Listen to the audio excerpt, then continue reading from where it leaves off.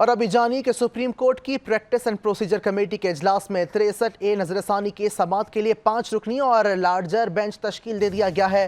Larger bench 30 ستمبر کو article 63A نظر ثانی کیس کی سماعت بھی کرے گا۔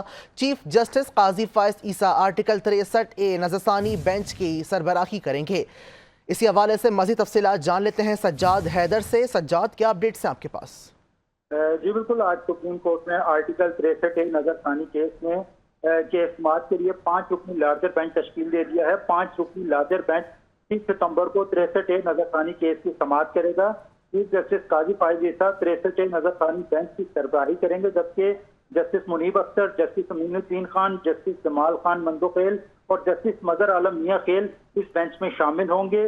اور یہ اب جو سماعت ہے وہ 30 ستمبر کو 5 رکنی لارجر بینچ اس کیس کی کرے گا۔ جی 30 ستمبر کو بینچ کیس کی سماعت کرنے جا رہا ہے۔ اس حوالے سے اپڈیٹ کر رہے تھے سجاد حیدر، آپ کا بے حد شکریہ۔